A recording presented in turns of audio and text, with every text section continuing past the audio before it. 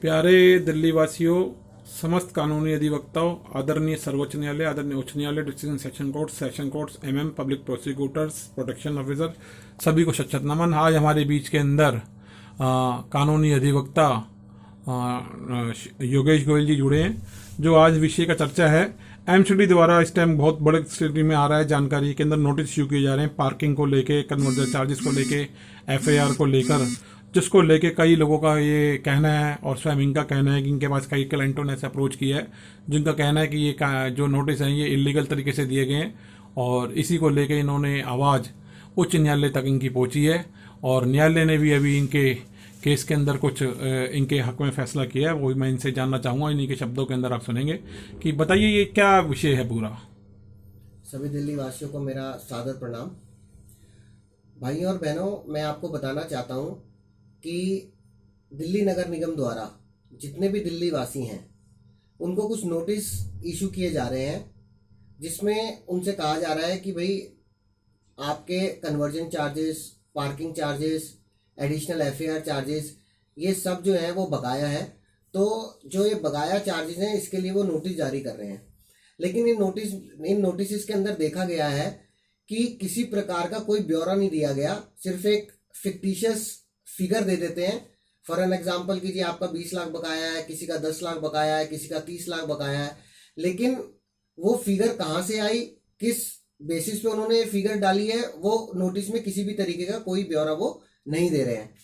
दूसरा, जितने भी ऐसे नोटिस आ रहे हैं उसमें किसी भी अधिकारी का कोई नाम नहीं होता, किसी भी संबंधित अधिकारी का कोई कॉन्टेक्ट नंबर नहीं होता, इस नोटिस के ऊपर कोई भी यूनिक आइडेंटिफिकेशन नंबर नहीं होता जिससे ये पहचाना जा सके कि ये नोटिस जो है वो जेन्युइन है या फेक नोटिस है।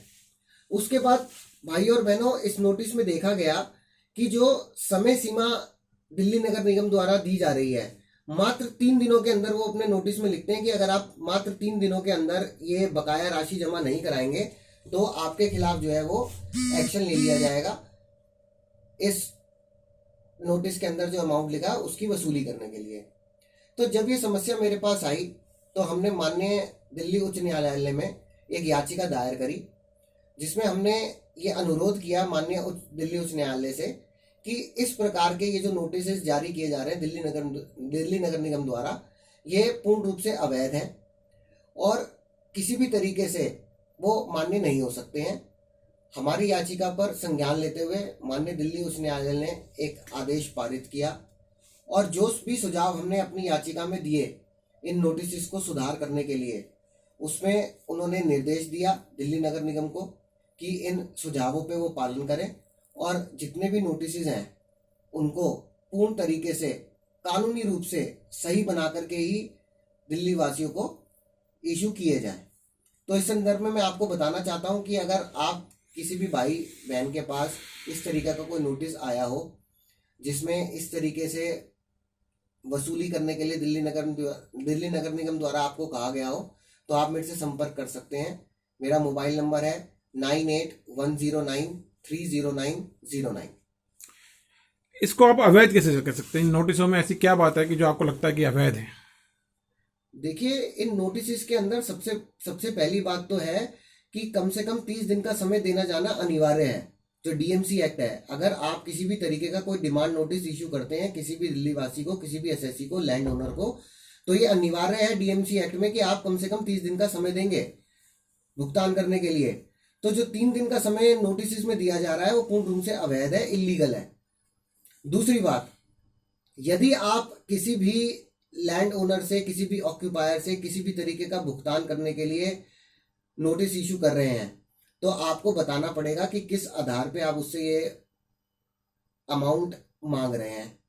ठीक है जी, क्योंकि यदि आप ये नहीं बताते, और डिमांड नोटिस भेजने से पहले आपको एक असेसमेंट पास करना पड़ता है, आपको असेसमेंट करनी पड़ती है। बिना असेसमेंट के आप किसी से डिमांड नहीं कर सकते।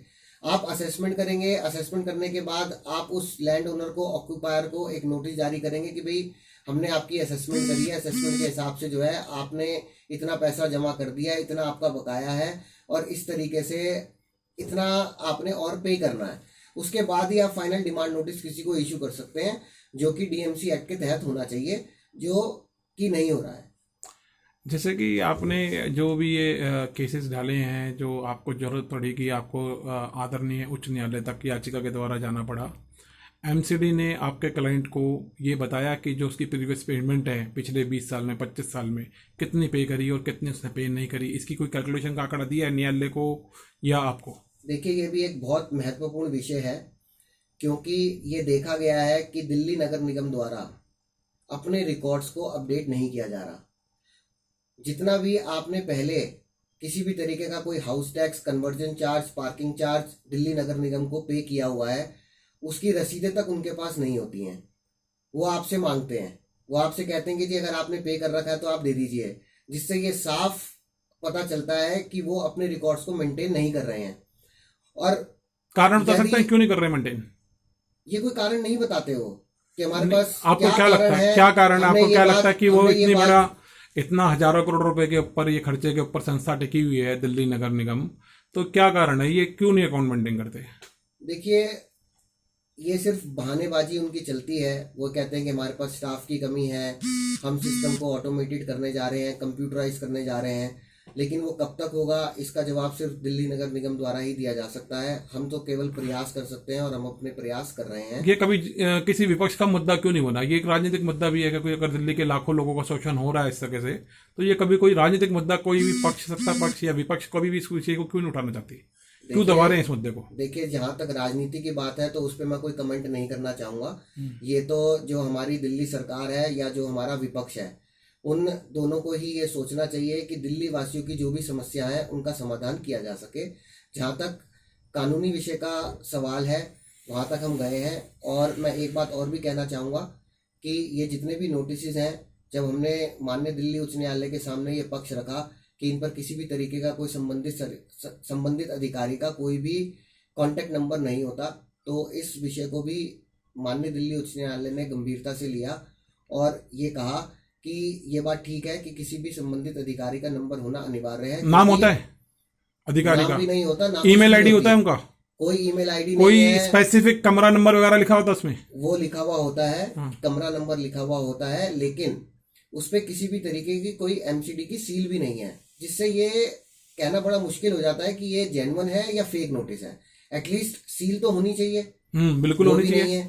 और माननीय दिल्ली उच्च न्यायालय ने ये इस बात को समझा कि हो सकता है कि किसी कोई व्यक्ति फिजिकली चैलेंज हो, किसी की कोई शारीरिक समस्या हो जो दिल्ली नगर निगम के दफ्तर तक नहीं जा सकता, तो यदि ये कॉन्टैक्ट नंबर इन नोटिस पे होगा तो कम से कम वो अपनी मौखिक रूप से अपनी समस्या का समाधान करने के लिए सक्षम रहेगा और वो उनको बता सकता है कि भाई उसने पैसा पे कर रखा है, क्या उसके रसीद नंबर है, और वो कोरियर के द्वारा भी या स्पीड पोस्ट के माध्यम से ये सब चीज़ें जो है वो दिल्ली नगर निगम को के पास भेज सकते हैं।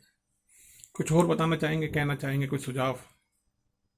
मेरा बस यही सुझाव है कि यदि कोई आपकी समस्या है तो आंख मूंद करके ना बैठें, उस समस्या को समाधान करने के लिए सरकार तक पहुंचाए जाओ और न्यायपालिका पर विश्वास रखें।